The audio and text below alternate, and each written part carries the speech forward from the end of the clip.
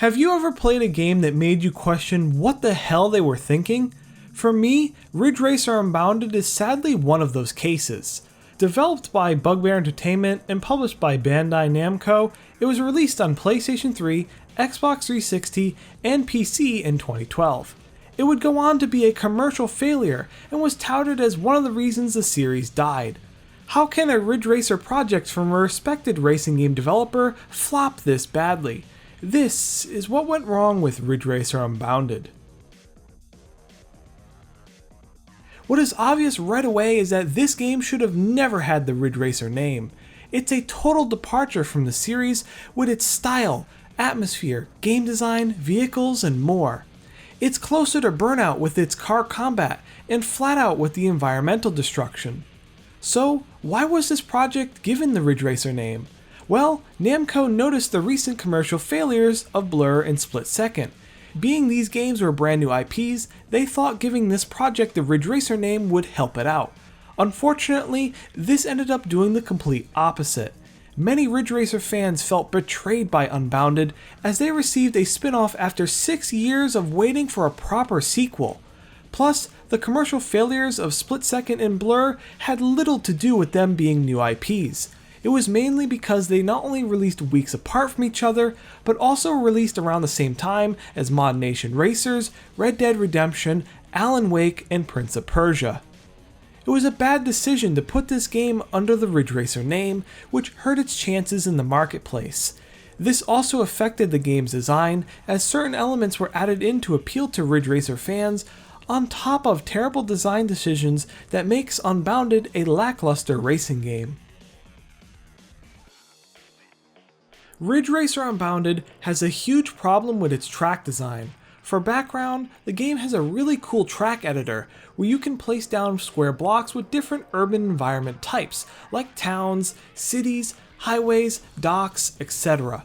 However, these same track pieces are used in the career events, meaning there are no actual modeled tracks in the game. All the courses in the career can essentially be made in the editor, which leads to a lot of problems. You'll see the same set pieces reused over and over again on completely different courses. There's also no rural locations like deserts, mountains, or coastlines. Plus, elevation changes are also quite limited, as besides the highway and underground blocks, all the pieces need to fit together at the same height. While the track editor is a fantastic addition to the game, those pieces should have not been used in the career mode. There should have been handcrafted tracks that wouldn't have been possible to make with the editor. For a vehicular combat game to succeed, it needs to have fun and engaging combat. Unfortunately, Ridge Racer Unbounded's car combat is really bad. This isn't like Burnout where you can shunt people into walls or objects. The racers have little give when being hit, so you need to whittle down their health or smash them hard when they are heavily damaged. However, the main way to take them out is with boosting. When boosting, you can usually give them just a little tap to perform a takedown, even from full health. Plus, if you hit a racer while they are also boosting, it can lead to the physics completely spazzing out. All of this amounts to really boring combat, as taking them out with boosting is way too easy, and battling these immovable objects is really unsatisfying. Additionally, you don't have invulnerability when getting out of a takedown camera, and they last way too long. Look at how long this camera goes on for.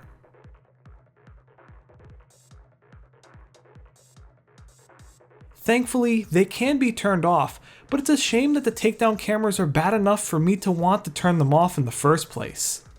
Ridge Racer Unbounded tried to capture that Burnout style of vehicular combat and completely failed at it. Not only does it have lackluster physical car combat, but its takedown cameras are also bad.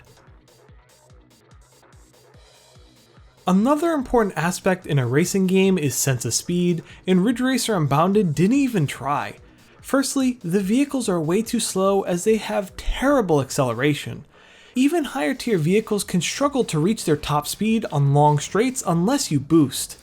Secondly, boost feels very underwhelming as it's too short and doesn't give a huge increase in speed. Thirdly, there is no camera shake and it only pulls back slightly when at higher speeds. The camera does pull back more when boosting, but this does little to help since the boost is too underpowered. Really, the only time when the game feels fast is when chaining boosts together, but it's not easy to do that consistently. Overall, the poor vehicle acceleration, lackluster boost, and disappointing third-person camera means Ridge Racer Unbounded feels slow. Bugbear is known for their great physics from their flat-out games, but the same can't be said for Ridge Racer Unbounded. Firstly, the drifting is so inconsistent and awkward. You usually need to use the e-brake button to initiate the drift, either by tapping it or holding it down to get a sharper angle. This is extremely important as adjusting your car once in the drift isn't that viable. If the angle is too sharp or you don't have enough speed, you slow down considerably. The drifting itself feels rather slow and lethargic even when getting it right. Many times I have to use the boost to not only keep my drift speed up, but also to have a sharper angle to make a turn properly. What also doesn't help is that the drifts are usually too wide for many of the game's tighter 90-degree turns. This leads you to bouncing off walls or crashing into stuff. If you don't drift, you understeer heavily into every corner. Overall, you get a handling model that just doesn't feel great at all. Drifting feels like crap and it's way too unpredictable. When it comes to the object physics, this is also disappointing. You can go through many items like they are made out of paper, including traffic cars. You lose no speed, which means that there isn't a sense of weight when punching through stuff. Add in some nasty ground clipping issues, plus the terrible car combat talked about previously, and you have a game with pretty disappointing physics. As a bonus, I want to talk about what I think encapsulates everything wrong with Ridge Racer Unbounded, this being Shindo Racing. This game mode is essentially just pure racing, as you don't gain boosts from destroying objects, your boost can't take down other racers or be used for environmental targets. Now, when a game takes away its core elements for a particular game mode, there needs to be something else to still make that mode interesting. Skydrift removes its power-ups for its speed races, but they add in rings that increase your speed substantially when going through them. You can achieve Mach 1 speeds, which can't be done in the power races. Fatal Inertia takes away most of its weapons for its velocity races, except for the Rocket and Force Blast. This means that you can get to insanely high speeds now that you can chain these weapons together. Even Dangerous Driving does this for its Heatwave races. You can no longer take down racers in this mode, but now every time you complete a successful boost chain, your top speed increases. For Ridge Racer Unbounded, the only incentive to play these Shindo races is for the vehicles, which are cars you already drive with visual differences and better performance. In a game focused on destruction and car combat, it is so stupid to nerf those aspects without doing anything to distinguish itself from the main racing mode. To me, Shindo Racing highlights exactly what is wrong with this game. You have a developer who wants to make their own thing, but has to appeal to Ridge Racer fans. So, they make a game mode that completely undermines the entire point of the game just to be more in line with the previous Ridge Racer titles. Shindo Racing is easily one of the dumbest modes I've ever seen in a racing game.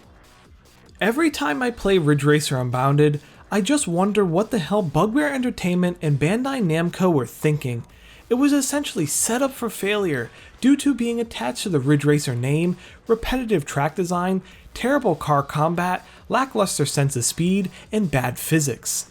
While I can find enjoyment in the game, it's still a very disappointing experience. This has been Gamer Alex.